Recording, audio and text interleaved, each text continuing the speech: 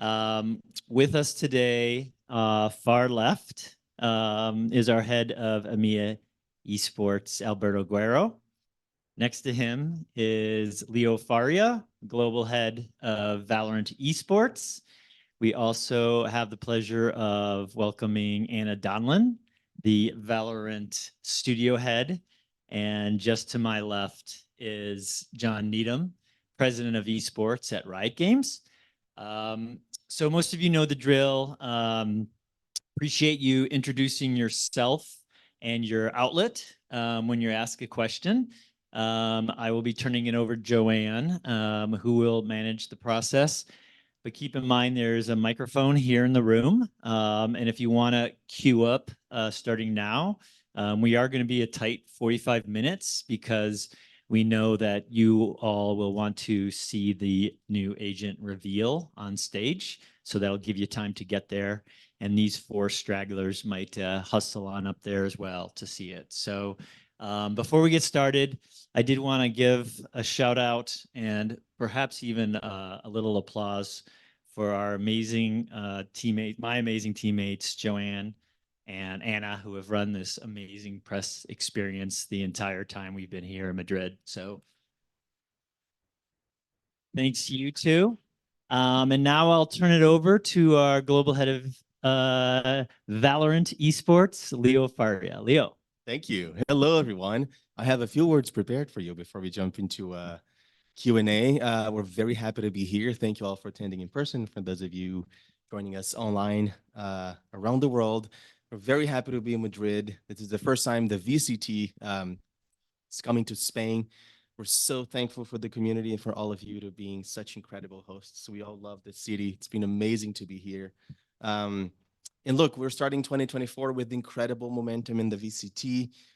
As you all know, the offseason was quite busy. There's a lot of churning teams and new players joining our leagues. And of course, everyone wanted to see those new teams in action.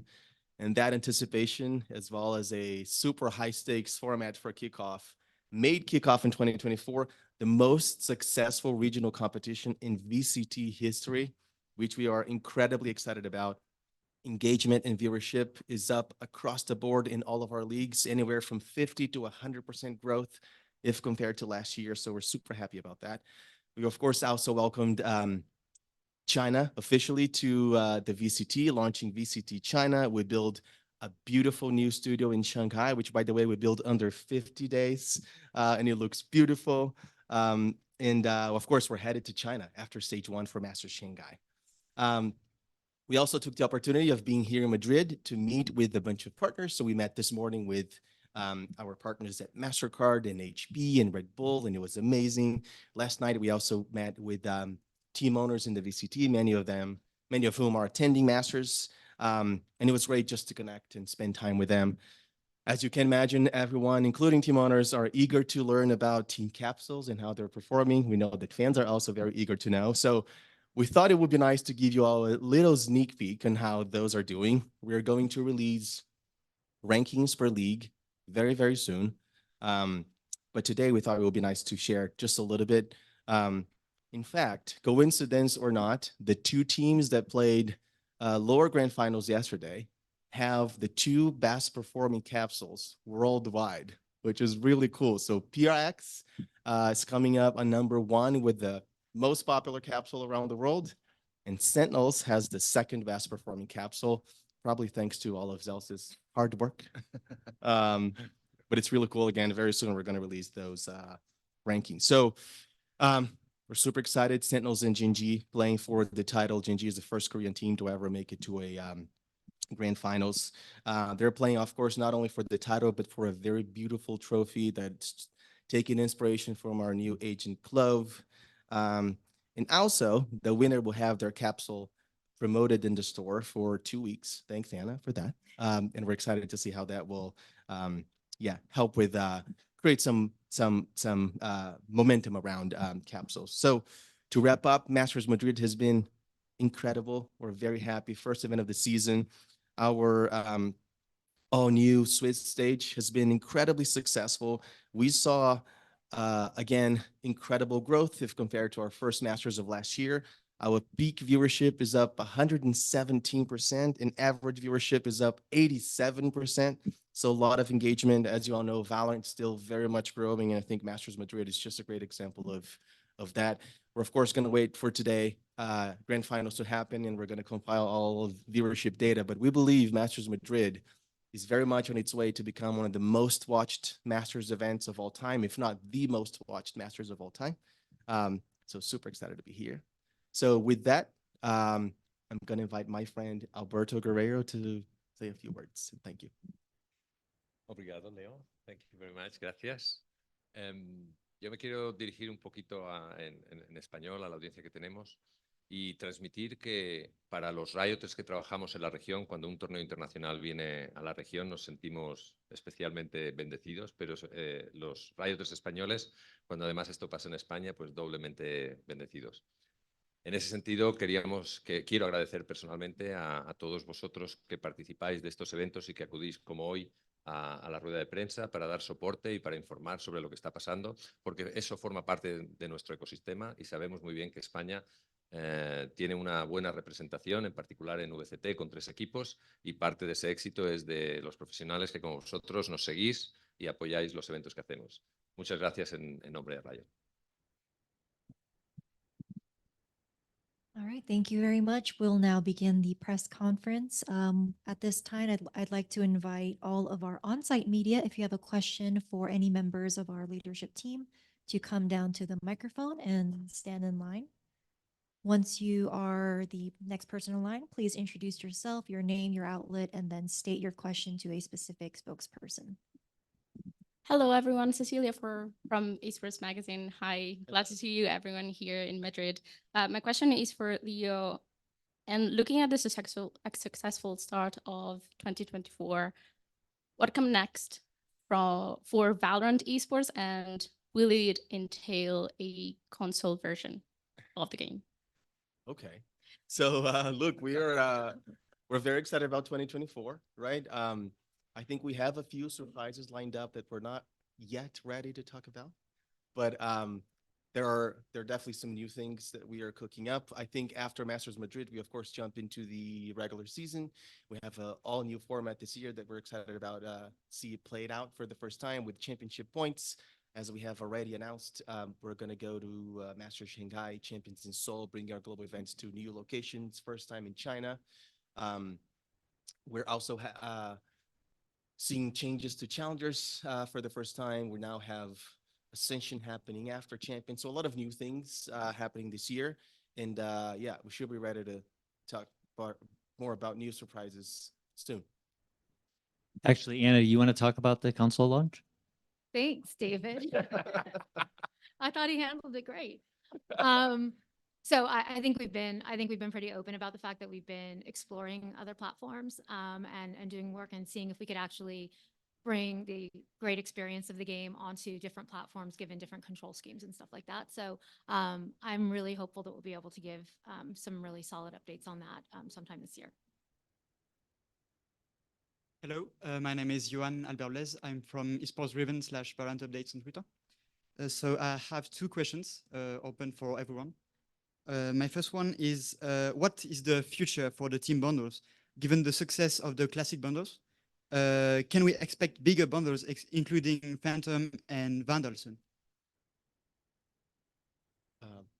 Maybe I can start and then you start, jump yeah. in. Yeah. So look, we're incredibly happy with that investment. It's been a dream of ours to have team brands represented in games so players can rep their favorite teams.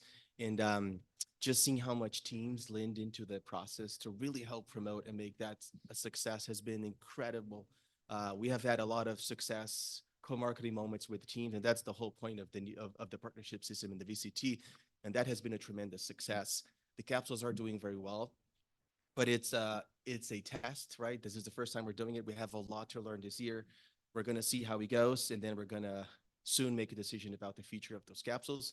What I will tell you though, to kind of set expectations, we probably want to reserve, I want to say, the most premium inventory like Phantom and Vandals for Champions, because that collection, and we're very committed to continue doing that, is doing incredibly well, both from a player experience perspective to celebrate the moment, but also just outright generating revenue for all teams in the VCT.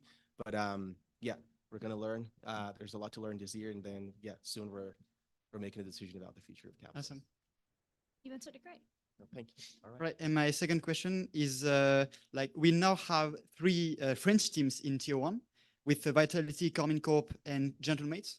So here in France, we would love to see a major event taking place in France, in Paris, or in Marseille, or whatever. Are there any plans or ideas for an event taking place in France in the future? Yeah, so look, France is actually among the most popular markets within the EMEA territory. So I think it's we don't have anything to announce today, but I think it's safe to say that when we come back to EMEA, we might go to France. We've been to Turkey, we've been to Spain, we've been to Germany, we've been to Copenhagen, we've been to Reykjavik in Iceland. So yeah, it would only make sense to at some point visit France. Thank you so much. Thank you for the question.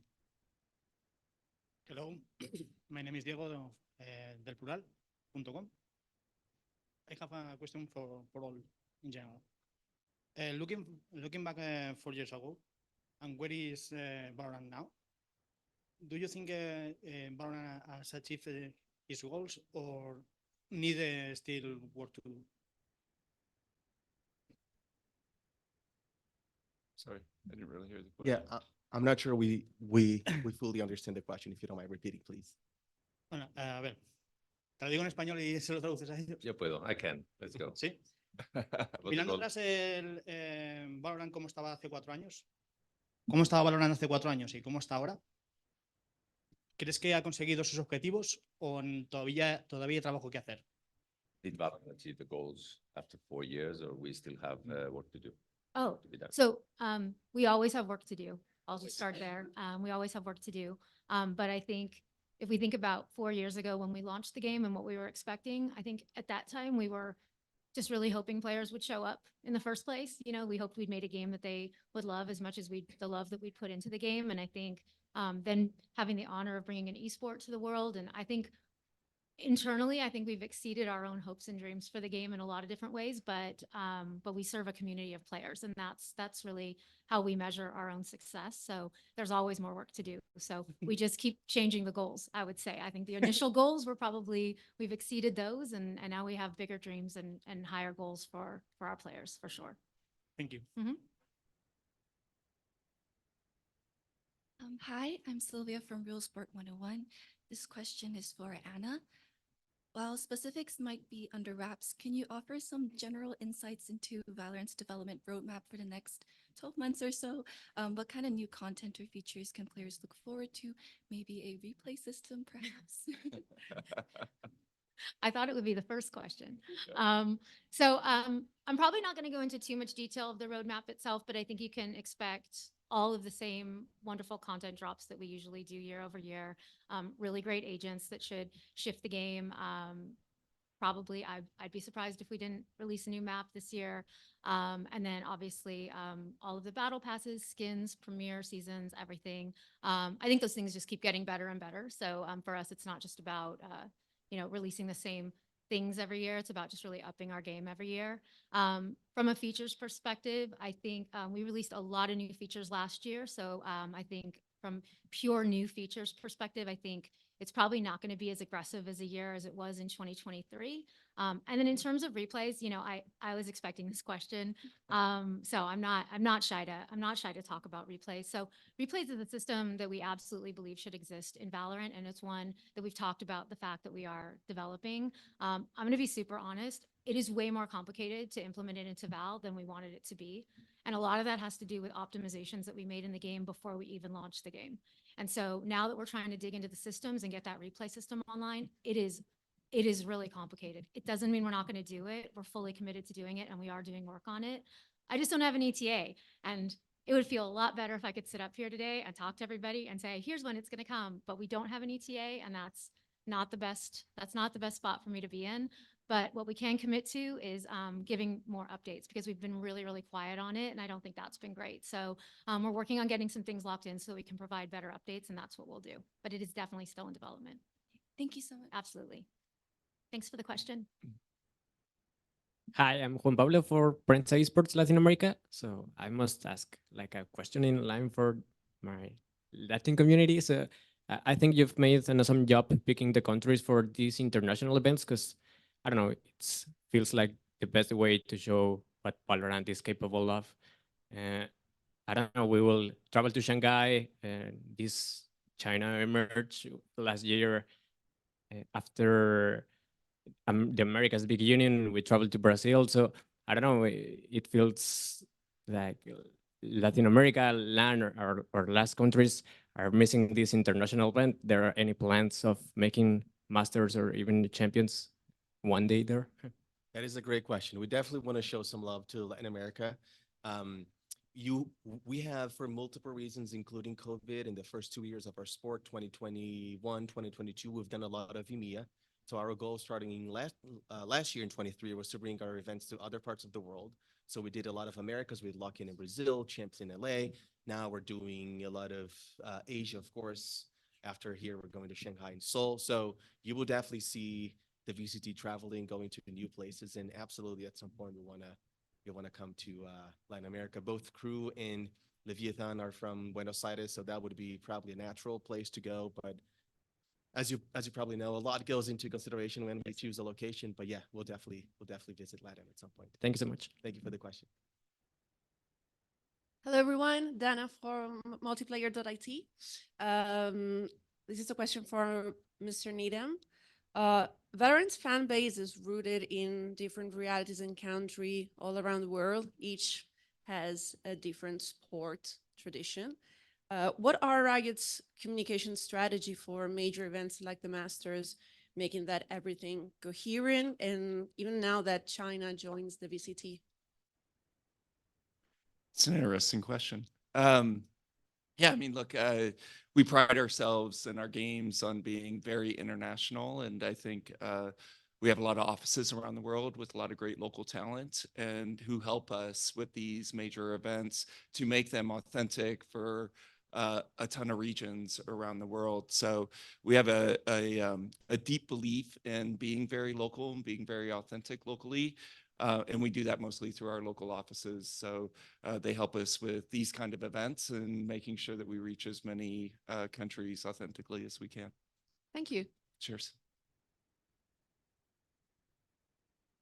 Hello, I'm Theo from Sons of KS from Latin America. My first question is for Mr. Needham. It's not a secret for everyone here that Riot Games has become, over the years, the leader on esports industry. Last year, League of Legends became the world's finals, became the most watched esports game in history. And Valorant in only 4 years have become one of the top 5 biggest esports for people to watch. So in this order, how do you see the Valorant esports community growth in the next 10 years, as we have already been 10 years after League, and it's a massive like thing, and Valorant is coming to maybe even take the throne anytime soon? Okay, Leo will tell you this. Yes. I like to foster a lot of competition within the esports He really teams. does. And so my goal is always for either Valorant or League to be the top esport. And I think we're very encouraged by the growth in Valorant esports. I do hope that it can one day grow to the level of League of Legends esports, and that's the expectation. I mean, we are, as an esports organization, we like to be very close to the game, and we have this belief that the game experience that Riot delivers is different than other publishers, and esports is a big part of that. So esports is core to what we do with our games, and you know, we've got a great show here and a great competition in a amazing game that allows us to build a great sport. So we are you know, full steam ahead on keeping Valorant growing, and I'm going to keep pestering Leo to compete with Nas and make Valorant the biggest esport. Yeah, look, if I may add something, we've been saying for probably a couple of years now that Valorant is the fastest growing esport in the world. And we look at all these numbers, they just reaffirm that's a reality. And if we keep investing and growing for the next few years, which we will, yeah, I think Yeah, it will only get better. Yeah, and I think if you look at League of Legends, where it was 3 or 4 years into its esports life, Valorant is right there. Yeah, actually, Esports Chart revealed last year the top 5 most watched esports, and Valorant was in the top 3 actually. Yeah. And taking this in advantage, I want to ask you, Leo, because some people may feel a concern about the on-site events because of how much the audience could influence a round or a game in the way that maybe when a player is aiming into a smoke or something, the amount of noise the crowd makes could lead him to take or not to take a decision. So do you have anything planned to maybe help the game be less biased in this way? Right. Look, that's a great point, and I appreciate the opportunity to clarify. We've been doing esports for 15 years, right? We're just talking about League of Legends, the biggest esport in the world.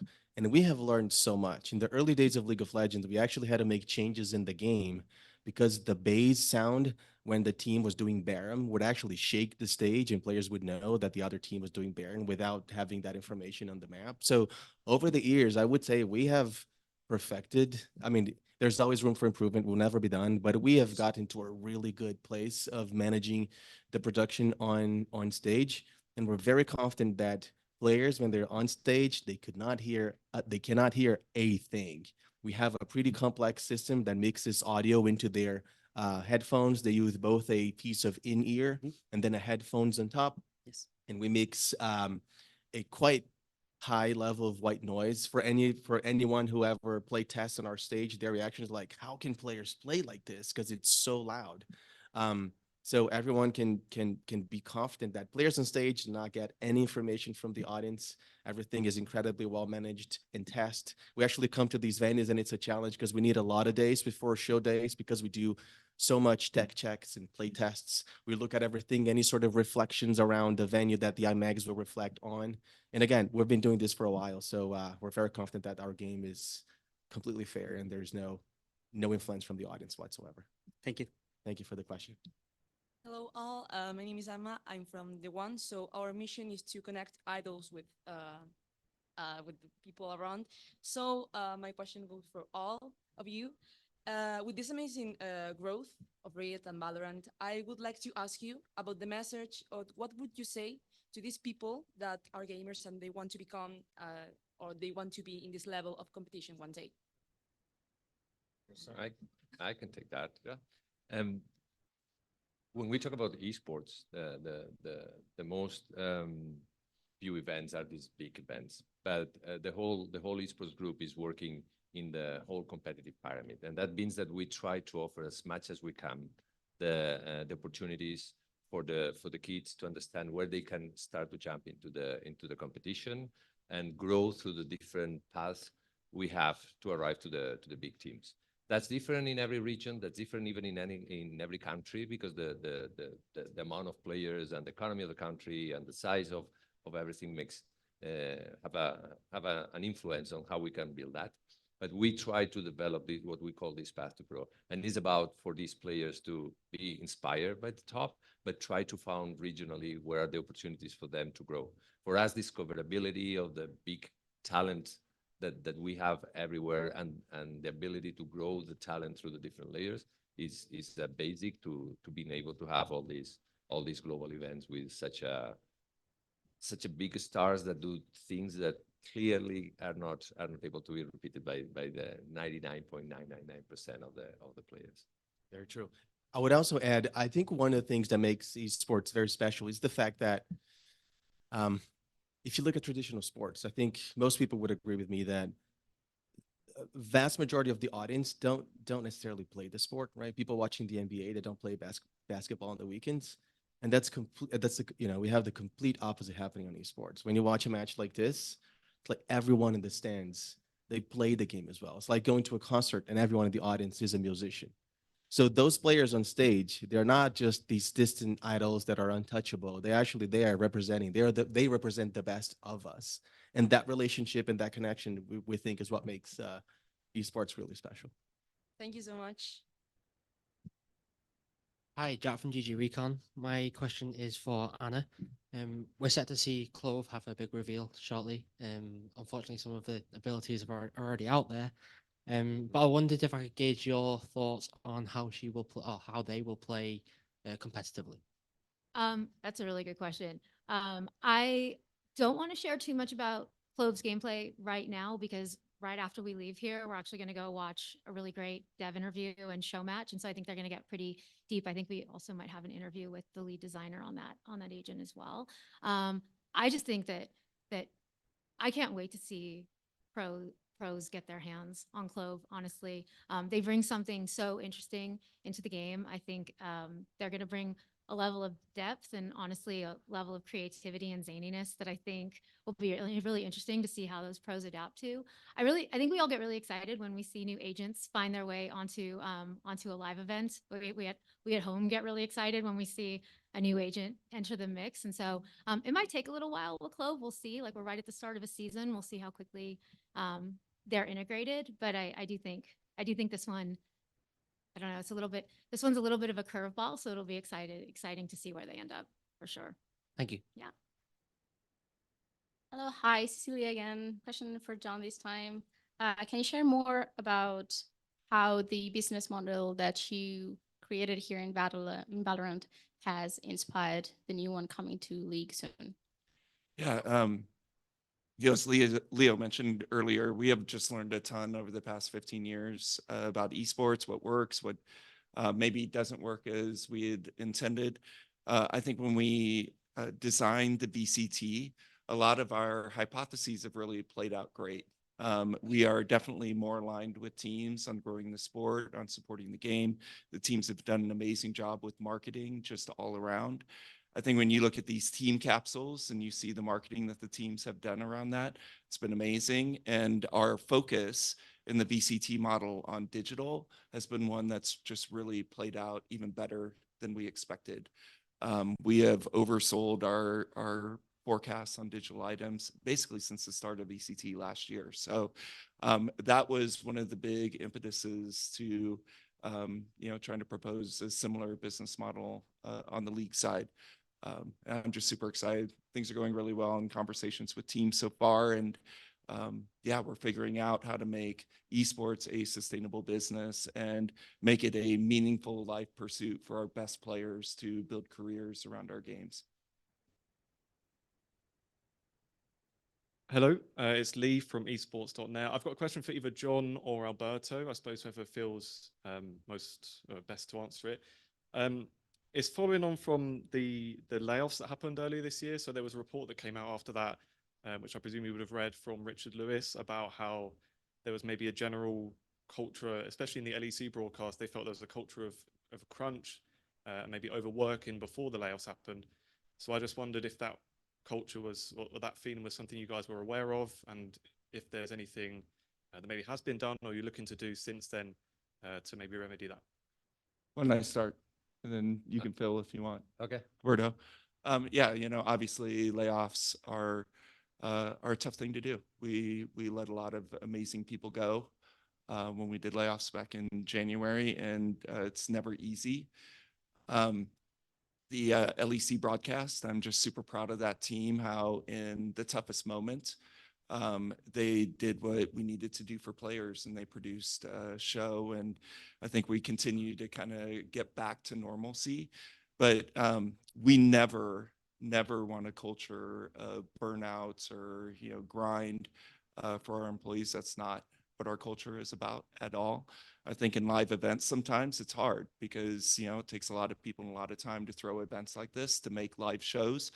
And it's just a tough business to be in. But right now, we're just looking at our shows and we're trying to figure out what is the most impactful pieces of our shows that mean the most to our fans. And we're going to continue to invest a lot in those moments. And events like this really force you to make trade-offs and make decisions. And yeah, hopefully, we won't be here again. I would say it's tough. Well, just to add that, of course, there were very difficult moments on the first days. We had LEC before this moment and LEC 3 days after. For the first weeks, of course, that requires a time for adaptation. But we have been doing trade-offs and make changes, even in the format that is going to allow us to reduce even the number of days of broadcast for the next splits. If you see how we have improved the transitions in between games, literally we are broadcasting 1 hour less every day because we are more efficient, changing names, and that is impacting the rioters' schedule during the day and during the 3 days of the week. We are not yet where we want. We still think we can improve even a bit better all the changes that are going to have an impact on the amount of hours and dedication. But I would say that we are very close, and you can see that the results are really great, and both the Valorant games and the LEC games has been running very flawless and very well. So we are very happy with the results and where we are right now. Thank you. Thank you. Hi, Cecilia again. Sorry, just one last question for Anna or Leo, whoever wants to reply. Is there anything you're doing behind the scenes or preparing for next time that leaks occur for Valorant content? Other than crying? The crying's not working. Every single time this happens, we wonder why it happens. And almost every time it happens for a slightly different reason. So we're constantly looking at our processes and trying to figure out how to tighten them up a bit. I think, in some cases it's intentional. In other cases, it's literally just an innocent mistake that someone has made. And we really don't want to make those people feel bad for having just like read something wrong or gotten a time zone wrong or whatever it is. And like I said, like there's different reasons each time it happens, but each time it happens, we go back and retro why it happened so we can figure out how to tighten up our processes and make them better. It's always really hard for the teams who spend so much time just trying to make sure that we have a synchronization and an order that we want things to go in to create the perfect rhythm and the perfect moment. So when things happen, it's always a little disruptive. But I would say we have a world-class team back at Riot who's kind of unfortunately ready for these types of things and they have many playbooks on what to do. And hopefully today's experience with Clove won't be jeopardized at all. Hopefully everyone will still get to experience them the way that we really hope to. So yeah, thanks for the question though. Thank you. Mm-hmm. All right, we'll now transition to remote media questions. First question from Brandon Esports GG. Thank you very much. I think this answer might be a long shot to get, but I'll send it to Anna. We just recently saw the reveal of Project L as 2XKO, and we're always seeing the ever expanding universe of Valorant with new agents like Clove. We're seeing a reveal today. I just had a question if there's any conversations or collaboration between Valorant and that team to send any Valorant agents into that fighting game. What an amazing question. And what a long shot question. I'm actually really proud of you for asking that question, honestly. I wouldn't rule it out. I think we want to see how 2XKO does. We're really excited to be bringing that game to players. I don't think we have any immediate plans to kind of bring the two worlds together, but I definitely wouldn't rule it out. I think if that's what players in that community are looking for, I think we'd be really open to it. So yeah, it's a good question. We've definitely thought about it, and I think that there's a world where I could definitely see that happening. Awesome, thank you. Sure. Thank you. Next question from MGG Leo. Hello guys from France, and my question is for Leo, I think. You said that you mentioned earlier that you were happy with the result of the kickoff with the audience and engagement. But I can't speak for the player, but for the community, it has been quite a while because the off-season was very long. And some teams, like I'm thinking about Gentlemate or Fnatic, play very few games, and they didn't make it to Madrid. So do you think that it was like what was the reasoning behind that? And do you think that next year we can expect more games and a more intense competition for the format? Thank you for that question. Yeah, so look, I think there are two things here. One of the challenges of running a sport as big as the VCT is that there are always multiple parties in the ecosystem with different needs and different desires, right? Teams will always want to play more, but we have to be careful because playing too much actually makes it less interesting for fans. What makes the Valorant and the VCT special is the fact that you get to see the best teams playing. And when we have a match, it matters a lot. And we're seeing that happening right now. With that said, we completely agree that a 6 months of season is too long. And the way our season is designed right now and has been for the past couple of years, it's like things are either too hot or too cold, right? We have a season that is quite compressed from January this year, February to August. And then we have a long off season, essentially no official VCT circuit happening from September to December. So we have teased late last year that we are making changes for 2025. We're not ready to announce what the full plan looks like, but we want to essentially start the season earlier, end the season later, which means we're going to have more time to work with. We're probably going to be able to build bigger breaks in between competition. And I think this year specifically, things were just exacerbated by a long off season, plus the fact that we had to start in February. Reason being, we wanted to give teams in China a chance to establish themselves in Shanghai, like we gave every team when we launched the other 3 leagues last year. So that created us a 5.5, almost 6 months off season. So I could absolutely see from team's perspective, I waited 6 months to play 2 BO3s, and I have to wait a whole month again. It's not great. But again, I think it was very much tied to the circumstances of this moment, and next year it will be better. But thank you for that question. Thank you. We'll move to Fernando, Valorant Zone. Hi guys, Fernando from Valorant Zone in Brazil. My question is for Leo.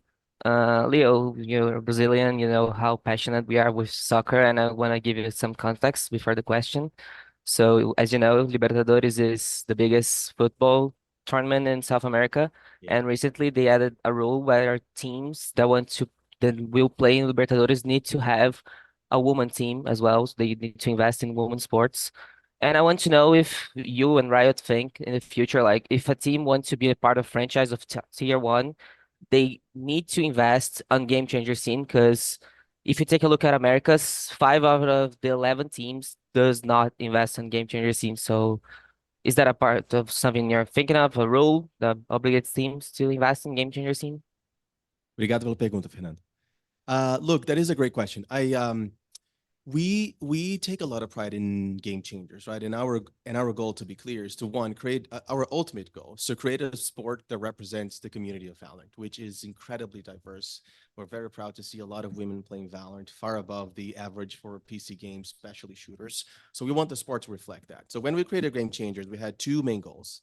One is to create a stage for women to play, to hone their skills, to be seen.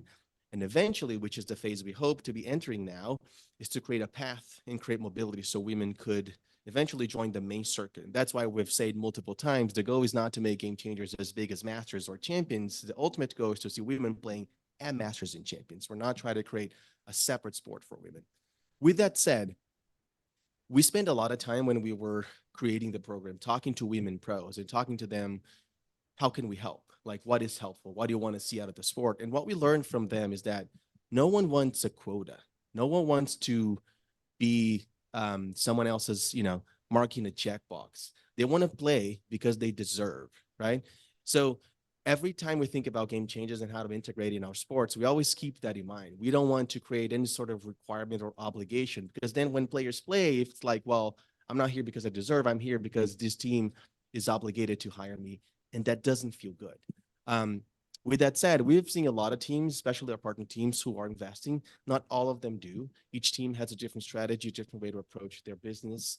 But we are definitely thinking about better incentives for teams to invest in Game Changers competitions. I think part of the challenge we have right now is the calendar, because we want to see more teams, for example, practicing between their main roster and their Game Changer roster, give them opportunity to practice and scream against each other. So there's definitely a lot we can do to facilitate that investment, but I'm not sure we would go to the extent of creating a requirement or obligation, because again, I don't think it serves the goal and the purpose of Game Changers, but we're absolutely thinking about it. Thank you very much. Thank you. Thank you. Next question from Razor Valorant Competitive. Hi, good to see you guys. I've got a question from the Valorant Competitive Reddit community, coming from Para Renegade to Anna. After Chamber, a lot of the agents released seem to be much less powerful. We haven't seen ISO or Deadlock at Masters Madrid, and Gecko needed buffs to be viable. Did Chamber's overperformance make you guys reassess the strength that you wanted to release agents at? No. No.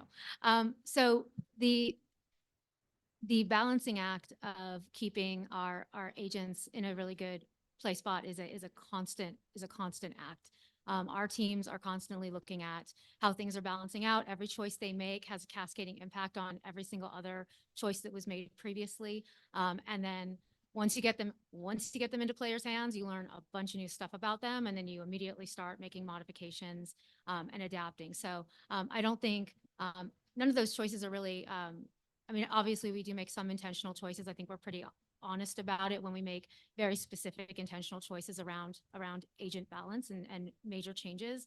But no, and I do think the team is getting. They've already had a really good grasp on it. I think they have a better grasp on it than they've ever had before. So I'm really hopeful in the future that those shifts might not feel as significant unless they're fully intended to feel that significant. It's great to hear from you, Ray. Thank you. Good to see you or hear you. We can't see you. We can't see anybody, honestly. Yeah, exactly. You make people here blinded by the lights. Next question from Arnab the Spike. Hey guys, first of all, I would like to congratulate for the whole team that for a massive success in launching a huge game like Valorant. My question is actually open for everyone. I would like to know how far the development for Valorant Mobile is done, and if fans can expect the game to be launched anytime soon, given that we have seen few test videos and social medias. Sorry, I didn't get much of that. Yeah, same. If you don't mind speaking up just a little bit, please. Is it okay? My question is open for everyone. I would like to know how far the development of Valorant Mobile is done, if the fans can expect the game to be launched anytime soon, given that we have seen a lot of test videos in social media. Did you say Valorant Mobile? Yes. Sorry. Oh, okay. Sorry, that was the word we were missing. Yes. Okay. Development continues on Valorant Mobile. I have no significant updates today, but we are still working through that game and its gameplay. Yeah, I'm really hoping that we can. We haven't had any significant updates except for I think some maybe leaks from some play tests, which, I mean, if you're play testing a thing, that's always a good sign. So no official comms from us right now, but hopefully some updates, maybe even later this year. Thank you very much. We'll have time for one final question from Raquel, Mice Esports. Hello, guys. Oi. My question goes to Leo. I'm Raquel from Mice Esports from Brazil. In 2023, after the announcement of the franchise league and changes in Challengers League, there are many discussions. And now in 2024, they expanded the calendar and made some changes. But can teams expect any international events besides Ascension for 2025? Thank you for the question. So look, we are giving ourselves the opportunity this year to really rethink the path to pro for Valorant, right? We have at the moment a bunch of different things that we are exploring and trying and launching. I think the big one is, of course, Premier. We're going to see this year for the first time teams promoting from Premier into Challengers. We have this vision and this dream of creating a path to pro that starts in game. So we're going to see how that goes this year. The other big part of the puzzle is, of course, how do we connect challengers with tier one, with international leagues and global events? Ascension so far has been that opportunity. We think it has been successful. We are in fact seeing a lot of good momentum coming from challengers, bringing both players and teams up from challengers into international leagues, which is the main purpose and the goal why we do it. So we saw about 40% of players playing in international leagues this year coming from challengers last year, which is incredible. We of course have 4 teams playing in our leagues that bring fresh blood, new communities into international leagues. So from that perspective, we think it's working well. Where there is definitely room for improvement, though, is what we hear from some teams is that they want to invest in Valorant, they believe in the game, they love the community, but the opportunities to grow in challenges are limited. And we understand that completely because if you really think about it, we have many teams. That's kind of one of the challenges of challengers or tier 2, just the sheer amount of teams and players that exist in that layer. Only one team promote every year. So from that perspective, we are hearing from some organizations that they look at the risk profile investment of challengers and they think it might not be worth it. So we are thinking out a bunch of different ways to solve that problem and make it better for organizations to invest, for players to dedicate their career to Valorant. I think just having more opportunities for them to play internationally, to your point, is one of them, and we might pursue that route.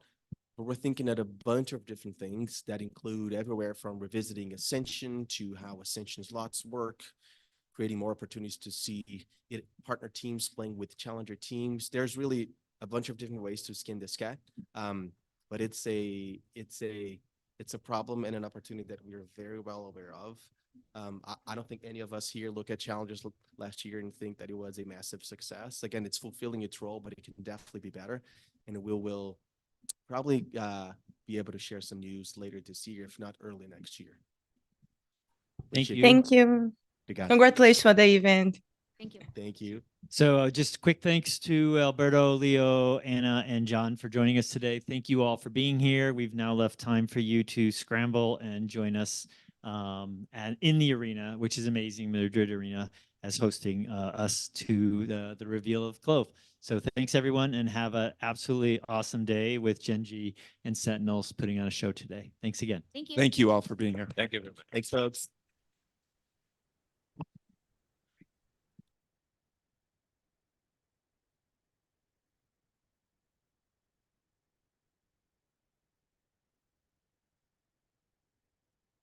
Recording stop.